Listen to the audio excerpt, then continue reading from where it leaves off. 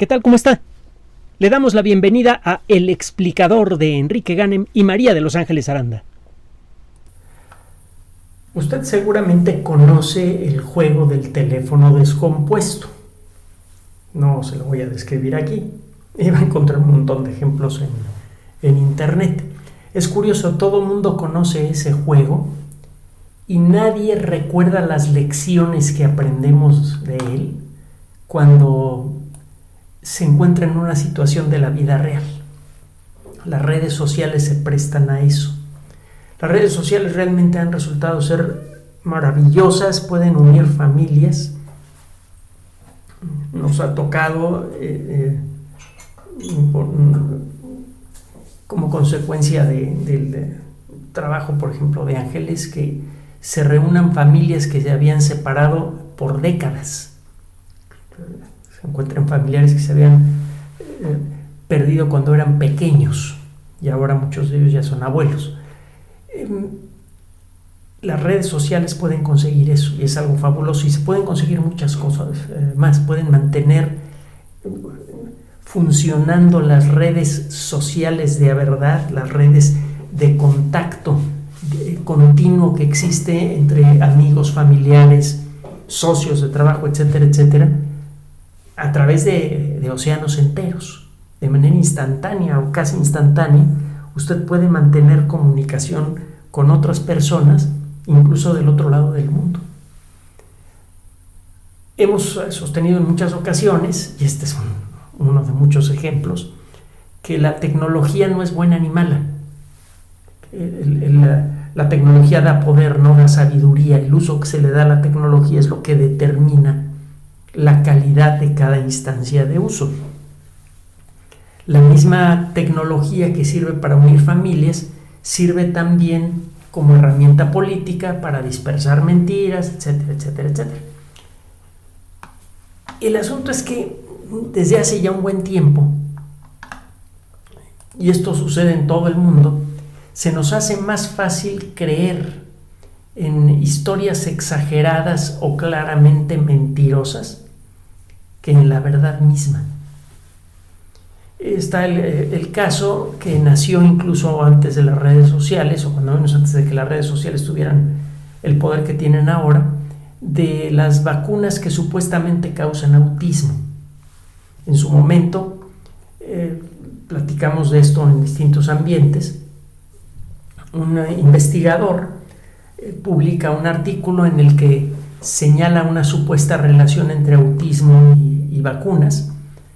Inicialmente su trabajo fue publicado en una revista importante, pero al cabo de poco tiempo, muchos investigadores que se interesaron en el tema se dieron cuenta de que no podían repetir los resultados que había generado este investigador. Este investigador además ya estaba bajo sospecha por haber publicado otros trabajos muy escandalosos, muy llamativos, que nadie más podía repetir. Esto es terrible en el mundo de la ciencia. Si usted dice algo y nadie más puede verificarlo, se considera no solo que lo que usted publicó es erróneo, sino que probablemente lo hizo usted con mala fe. En el caso de las vacunas que causan autismo, el investigador ya estaba bajo sospecha por otras publicaciones similares. Se le hizo una auditoría para revisar sus datos. Esos datos, cuando usted trabaja en una universidad, los datos de sus investigaciones pues son el fruto de su trabajo, es lo que usted tiene que mostrar a cambio del sueldo que recibe, así que tiene usted que llevar registros completos. Si los registros están incompletos o presentan cualquier otra anomalía, pues puede usted meterse en problemas, y eso fue lo que le pasó a este señor, porque resulta que los resultados eran completamente falsos, se los había inventado. Y lo que estaba buscando era publicar algo que fuera muy sonado para estar en boca de todo mundo, que se escuchara su nombre, porque esto le favorecía para conseguir nuevos presupuestos para seguir haciendo investigación. No le voy a dar demasiados detalles, usted puede buscar la historia en la Wikipedia. El caso es que este investigador perdió su trabajo, fue demandado y tuvo problemas legales fuertes por decir mentiras. Nadie recuerda eso, a pesar de que algunos medios publicaron el caso. Todos los medios publicaron la historia de las vacunas y el autismo, y solamente algunos de ellos publicaron el desmentido. Mucha gente no quiso escucharlo. Pensó que el desmentido era una conspiración del gobierno o de las farmacéuticas o quién sabe qué rollos raros. La cosa es que mucha gente sigue creyendo que las vacunas causan autismo, a pesar de que ya hace más de una década que sabemos cuál es la historia real detrás de todo esto, ¿no? En el caso de COVID-19, la lista de historias fantásticas que circulan en las redes sociales es larguísima y sigue creciendo momento a momento. Y supuestamente hay medicamentos que son fabulosos. Acabamos de hablar de la ivermectina, ya le comentamos un poco cómo estuvo esa historia. Hay un investigador que juraba que la ivermectina era la gran maravilla, pero a la hora de hacer los estudios de la verdad, los estudios doble ciego de los que hemos hablado en otras ocasiones, en donde usted toma un grupo muy grande de personas, en este caso personas con COVID-19 ligero, divide ese gran grupo en dos grupos al azar. Los dos grupos son igualmente azarosos, igualmente abigarrados. Tienen gente mayor, gente dentro de cierto rango de edad, tiene usted gente de todas las edades, gente de distintos grupos étnicos, etcétera, etcétera, etcétera. Y a todos los grupos les va a poner, les va a dar pastillas, y todas se ven igualitas, solo que nada más la mitad de esas pastillas tienen ivermectina, las otras tienen tierrita, un poco de carbonato de calcio con alguna cosilla más. Las dos pastillas saben igual, se ven igual. Ni la persona que entrega las pastillas ni la persona que las recibe saben si la pastilla en cuestión tiene o no ivermectina. Se hace la prueba y se encuentra que la gente que toma ivermectina se comporta igual cuando se enferma de COVID-19 que la gente que no toma ivermectina. Conclusión, la ivermectina no sirve. Mucha gente se fue con la finta y todavía hasta hace poco, no hasta hace poco, hasta este momento, se habla frecuentemente de la ivermectina como un remedio fabuloso, medicamento barato, bien conocido desde hace muchos años, etcétera, etcétera, que supuestamente cura COVID-19. No cura COVID-19, no le hace efecto a la enfermedad. Bueno, la última historia que salió hace poco es de veras fabulosa, porque es real, pero no es real. Déjeme explicarla. El 12 de abril de este año fue publicada una nota en una página de Facebook que se llama Russia Today, Rusia Hoy, que dice: los científicos del Pentágono han revelado un implante con microchip que puede detectar una infección de COVID-19. El chip, que tiene una pequeña antena, debería actuar como el equivalente a un faro que indica cuando una persona tiene la enfermedad asintomática. De allí, ya se imaginará usted, pues entonces les van a empezar a poner microchips a todas las personas con el pretexto de ver si están o no enfermas asintomáticas de COVID-19, y luego ese chip lo van a utilizar para control mental o para seguir a la gente o para quién sabe qué necesidades más.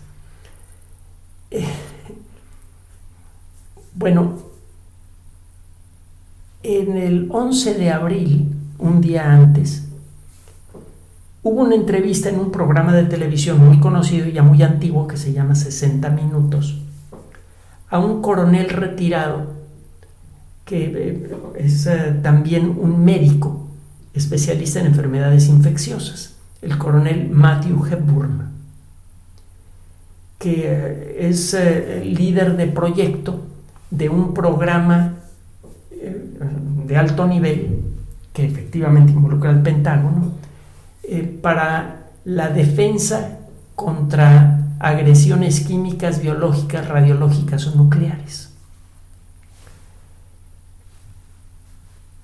Es cierto que existen laboratorios de investigación en los Estados Unidos, en Rusia y en otros países del mundo, laboratorios militarizados que se dedican a trabajar con agentes infecciosos.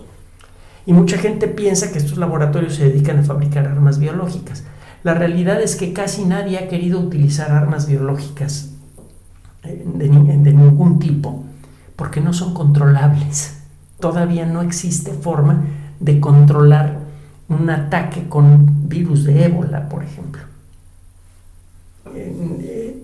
Además, el uso de armas biológicas implica un proceso relativamente lento, puede tomar meses o años un ataque biológico, y si un país es atacado con armas biológicas graves, pues lo más probable es que detecte el ataque con tiempo suficiente para lanzar un ataque más rápido, más efectivo, un ataque con armas termonucleares al país que lo atacó con armas biológicas. Y las armas biológicas no son tan poderosas ni tan deseables como mucha gente quisiera imaginarlo. La existencia de laboratorios militarizados que se dedican al estudio de agentes infecciosos tienen como objetivo proteger, que al final de cuentas esa es la labor de las Fuerzas Armadas en todos los países, la de proteger a cada país de un evento biológico producido de manera natural, una epidemia. Verá usted, lo que estamos sufriendo ahorita con COVID-19, que ya se está acabando, es una epidemia de juguete. Y consta que ya lleva 3,5 millones de muertes. Es una epidemia de juguete. Una epidemia de verdad. No le voy a platicar lo que es una epidemia de verdad hasta que no se acabe el COVID-19, para que no se me espante. Pero es algo dantesco. Algo que deja una huella cultural que no se desvanece ni en 1000 años. Todavía muchos usos y costumbres en la sociedad moderna, desde detalles menores como decir salud cuando alguien estornuda, hasta muchas canciones infantiles y otras cosas más, están teñidas por las terribles epidemias de peste que afectaron a Europa al final de la Edad Media, principios del Renacimiento. Fueron de veras horripilantes. La posibilidad de una epidemia está siempre con nosotros, de una epidemia por algún organismo conocido o por algún agente infeccioso nuevo. De nuevo, no voy a decirle lo que le hace el virus del ébola al cuerpo humano, pero es algo que deja en ridículo a lo que sale en las peores películas de Hollywood.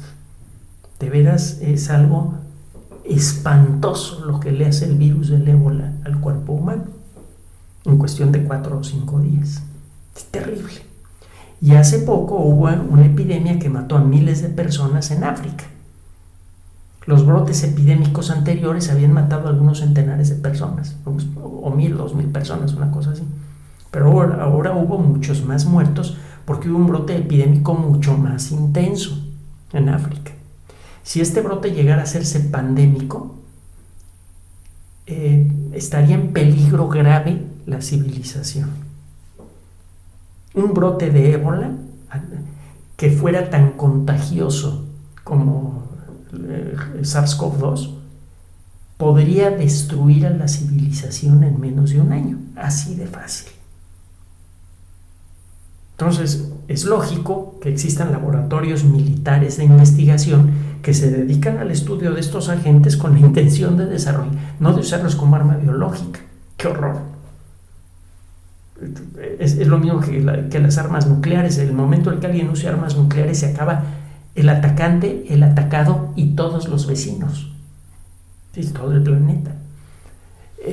No, la idea del trabajo que se hace en laboratorios de investigación militar es el de determinar por qué algunos virus, como el virus del ébola, son tan peligrosos y cómo hacer para enfrentarlos.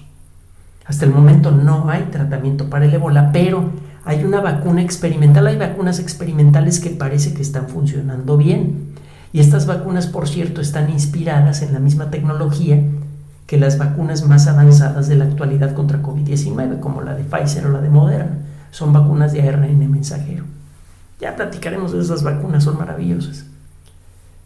Entonces no se me espante con el rollo del ébola.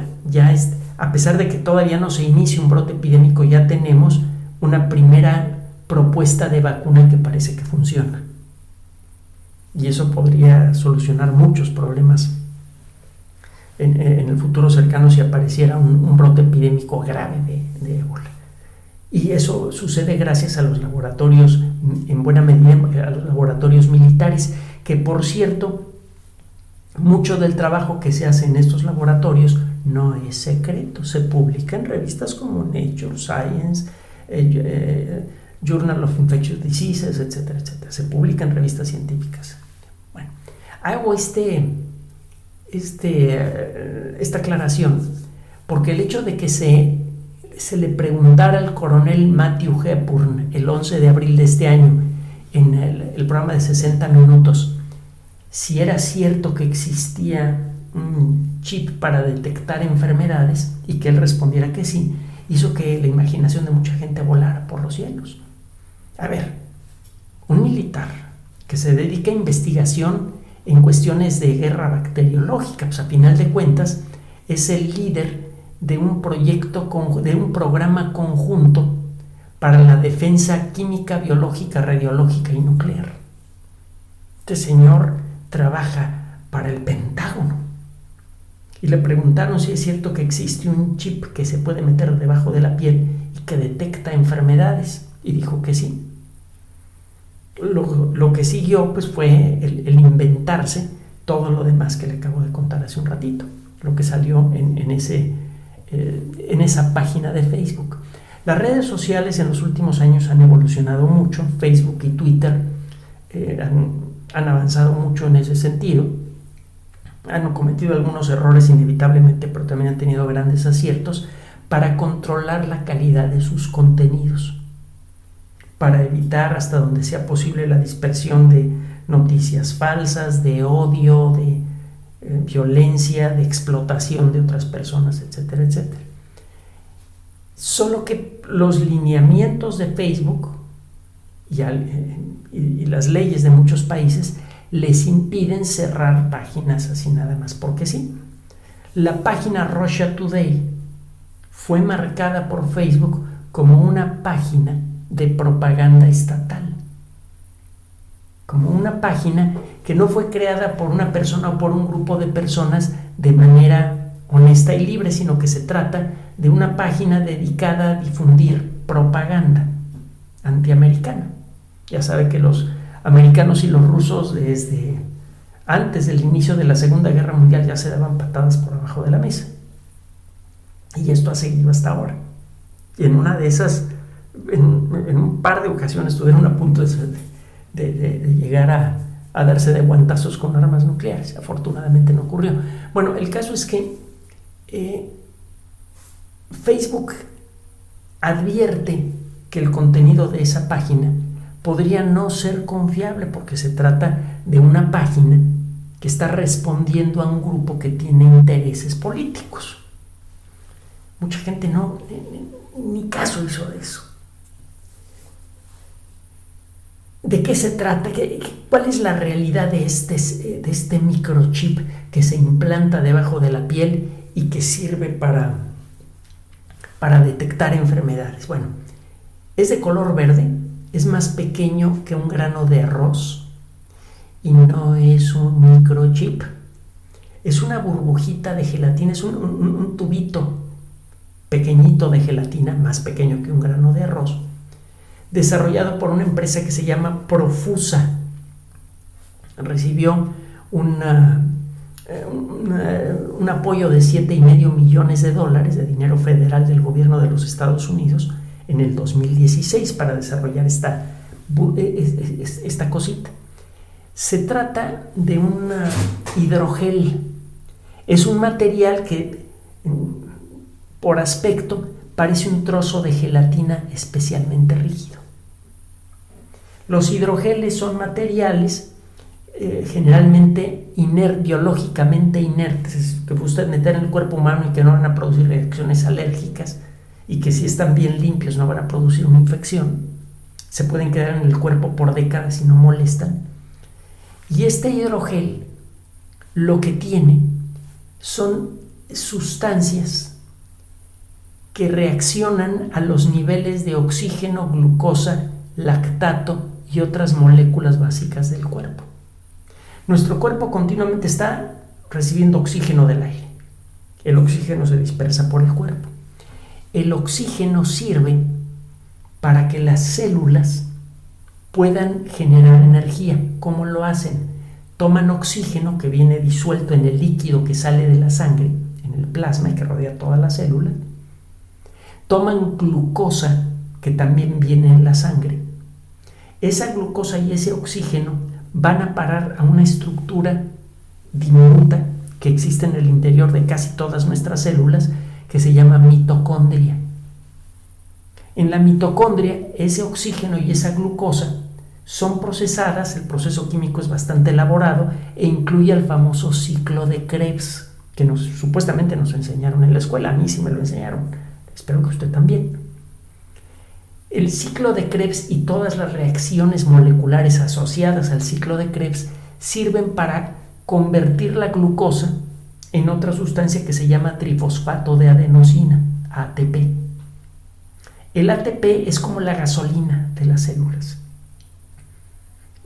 Hemos utilizado la metáfora antes. La glucosa es más o menos equivalente al petróleo. Y el ATP es el equivalente a la gasolina. La refinería en donde el petróleo se convierte en gasolina es la mitocondria. La glucosa es una molécula cargada con energía, pero la energía de la glucosa no se puede liberar con facilidad. Los procesos moleculares en el interior de nuestras células no saben cómo romper glucosa para obtener la energía que necesitan para seguir adelante.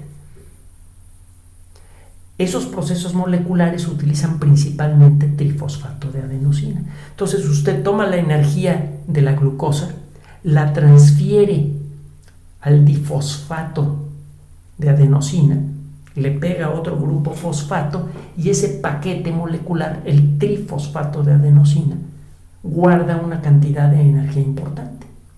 De una sola molécula de glucosa usted puede sacar un montón de moléculas de ATP. Y cuando esas moléculas de ATP se rompen, la energía que tienen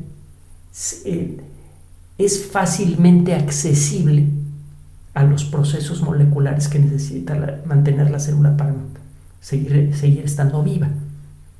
¿Sí? Es decir,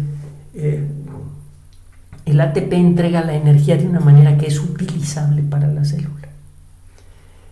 Si usted está consumiendo mucho oxígeno y mucha glucosa, el proceso se descompone un poco. El proceso normal, que se llama fosforilación oxidativa, deja de operar, se satura el proceso.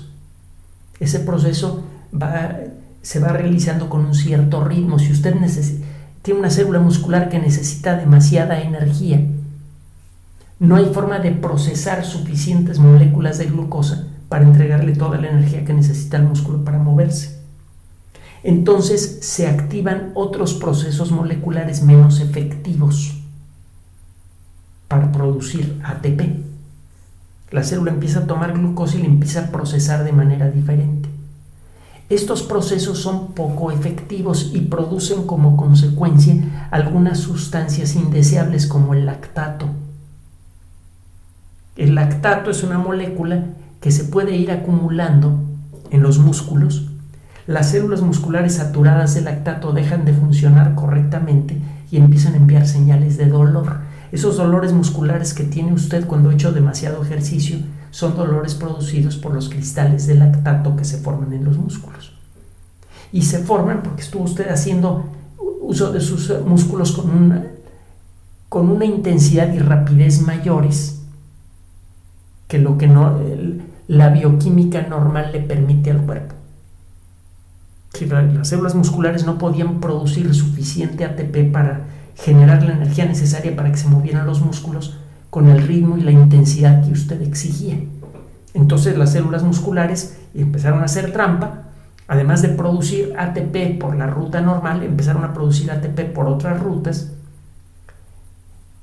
Estas rutas muchas veces se disparan cuando no llega suficiente oxígeno a la célula. Si una célula ya está consumiendo mucho oxígeno y ese oxígeno sirve para producir ATP. Si usted le pide a la célula que produzca más ATP del normal para poderse mover, una célula muscular, si ya se saturó el proceso de producción de ATP por la vía normal, se empieza a activar el proceso que toma glucosa y oxígeno y que de manera imperfecta produce ATP. Normalmente el proceso de producción de ATP genera como resultado agua y dióxido de carbono. Ese dióxido de carbono sale en la sangre y sale al aire a través de los pulmones. Si usted hace demasiado ejercicio, podría exigir de la sangre más oxígeno que lo que la sangre puede llevar. Las células empiezan a quedar sin oxígeno. Cuando las células que están produciendo ATP, y recuerden que necesitan oxígeno para trabajar, cuando estas células empiezan a encontrar que ya no tienen suficiente oxígeno, empiezan a procesar la glucosa de manera incompleta, y eso produce lactato. Bueno, le comento todo esto porque la idea de este chip es que lo mete usted debajo de la piel. Bueno, no es un chip, es un biosensor. Es un trocito de gelatina de color verde que alcanza usted a distinguir debajo de la piel. Si está usted en una situación extrema, haciendo ejercicio en un ambiente húmedo, bajo fuerte tensión psicológica, puede llegar un momento en el que su cuerpo se satura bioquímicamente. Si está usted bajo tensión física y mental por mucho tiempo, muchas células de su cuerpo, las células musculares, las células del sistema nervioso, etcétera, van a estar sobresaturadas de trabajo, van a estar demandando oxígeno. Si su cuerpo no puede entregar suficiente oxígeno para tantos millones de células que están trabajando de más, esas células empiezan a producir lactato. El nivel de lactato en el cuerpo comienza a crecer y el nivel de oxígeno comienza a decrecer. Usted puede fabricar sustancias que cambian de color según los niveles de lactato, de oxígeno, de glucosa y de otras biomoléculas. Entonces, ¿qué pasa si le pone usted esto a un soldado que está en el campo de batalla, sometido a condiciones de tensión psicológica y física extrema durante varios días? El jefe del pelotón puede darse una idea práctica de realmente cuál es el estado de salud de sus soldados, pidiéndoles que le enseñen el brazo donde llevan el chip. Si el chip ya dejó de estar verde y empezó a cambiar de color, según el cambio de color, el jefe del grupo puede decir: ¿sabes qué? Vete a dormir media hora y no me salgas con tonterías. Vete a dormir ahorita, media hora es una orden.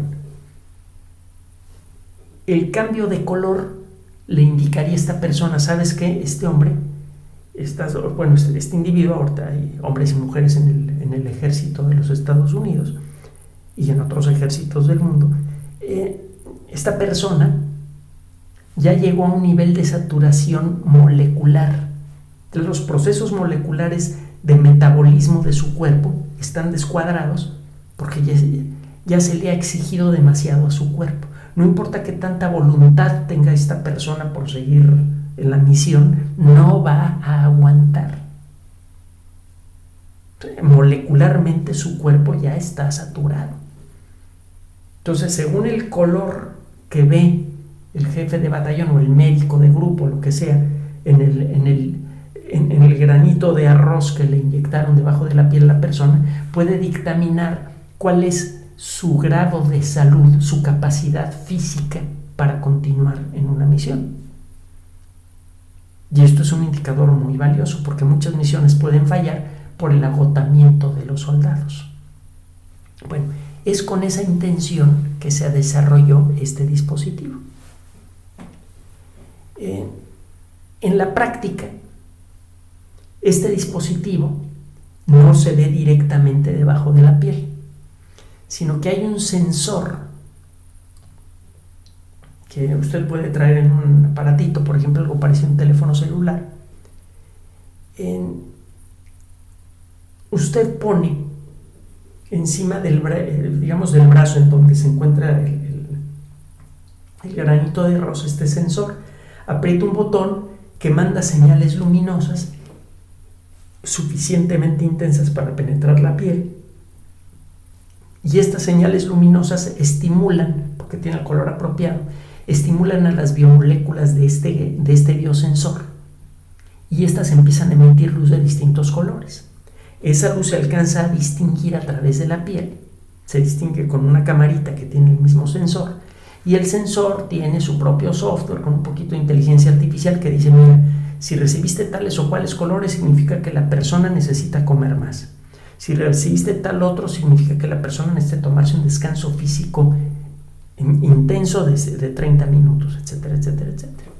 Entonces usted puede rápidamente con este aparatito, colocándolo sobre el biosensor de cada uno de los soldados, saber quién se va a descansar, quién se queda en retaguardia, quién puede ir adelante. Ese es el objetivo.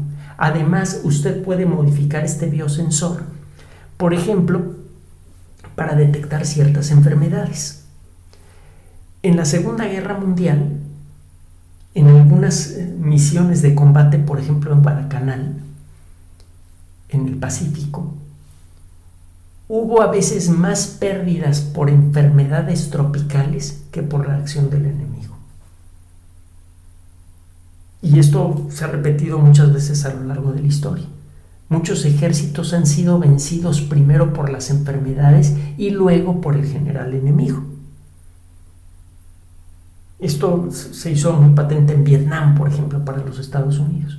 Entonces, si usted va a enviar soldados a un territorio donde existen ciertas enfermedades, por ejemplo tifus, usted les puede poner en el sensor la combinación de sustancias que hacen que el sensor cambie de color si la persona está enferma, empezando a mostrar síntomas de tifus. Usted está explorando la salud de sus soldados todos los días a final del día con este sensor, y cuando detecta soldados que empiezan a tener síntomas de lo que podría ser tifus, en ese momento les da tratamiento o los manda a un hospital o lo que sea. Ese es el objetivo de este sensor. Podría ayudar a salvar vidas en el campo de batalla. Podría ayudar también en otras circunstancias. Una de las especulaciones es, bueno, la composición química de este hidrogel se podría modificar para que cambie de color cuando una persona empieza a tener anticuerpos contra COVID-19. Esto podría servir para indicar que la persona está empezando a enfermarse. La enfermedad podría ser asintomática o no, pero usted podría saberlo con anticipación. Esto no se le aplicaría, cuando se empezó a platicar de este asunto, se comentó, bueno, pues esto se utilizaría, por ejemplo, para el personal de salud que se encuentre, que quiera que le pongan esta cosa y que se encuentre atendiendo gente enferma en el área de urgencias. Es gente que está expuesta a la enfermedad. Es importante conservar la salud de esas personas porque son un verdadero tesoro. Es gente que sabe enfrentar emergencias, que tiene el entrenamiento y el alma para atender a gente enferma, atender a gente gravemente enferma, y por eso merecen todo el apoyo que se les pueda dar.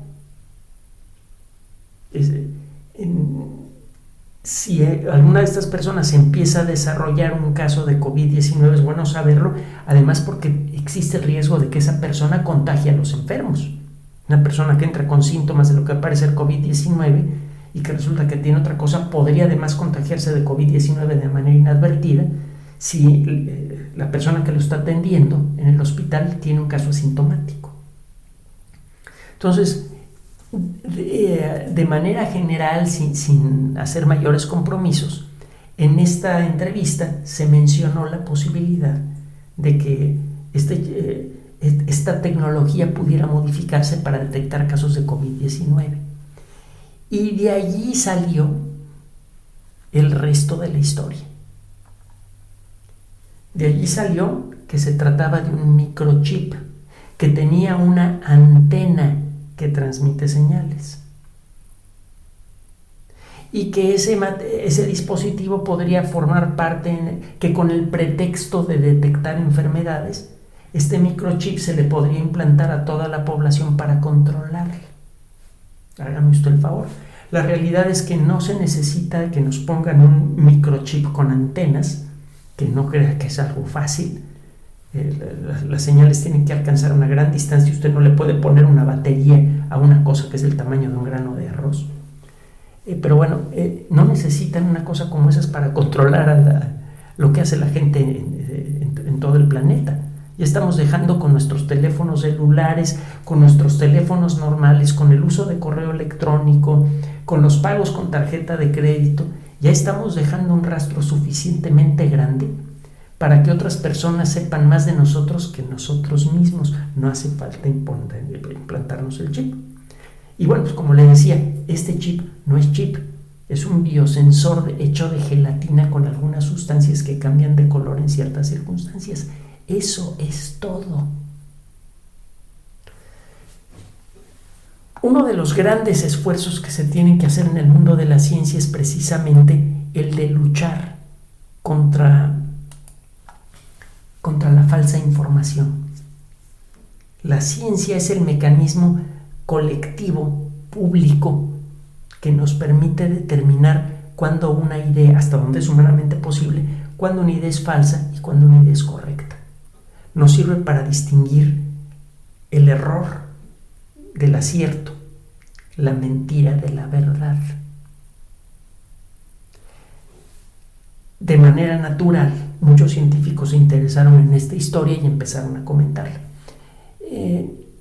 Uno de los grandes enemigos de la sociedad humana en la actualidad es precisamente la creación de fantasías, de mentiras, muchas veces apoyadas en temas científicos que aparecen en redes sociales, sobre ovnis, sobre percepción extrasensorial, sobre la vida después de la vida, sobre los chips del Pentágono y quién sabe qué tantas cosas más.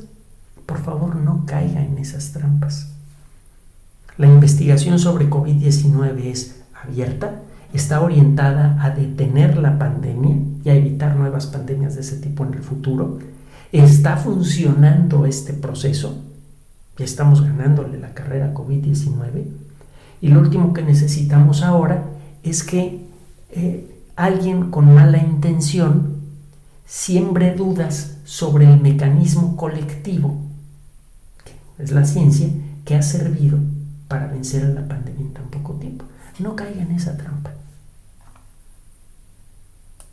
Gracias por su atención. Además de nuestro sitio electrónico www.alexplicador.net, por sugerencia suya tenemos abierto un espacio en Patreon, El Explicador Enrique Ganem, y en PayPal, elexplicadorpatrocinio@gmail.com, por los que gracias a su apoyo sostenemos este espacio. Puede usted descargar gratuitamente estos audios en formato MP3 en Spotify y en iTunes como El Explicador Sitio Oficial y en SoundCloud como El Explicador, y con formato de video en YouTube en El Explicador Sitio Oficial. Recuerde nuestras redes sociales de siempre, Twitter Enrique-Ganem y en Facebook Enrique Ganem Sitio Oficial, El Explicador y los grupos que usted ya conoce. Finalmente, El Explicador siempre somos María de Los Ángeles Aranda y Enrique Ganem. Gracias.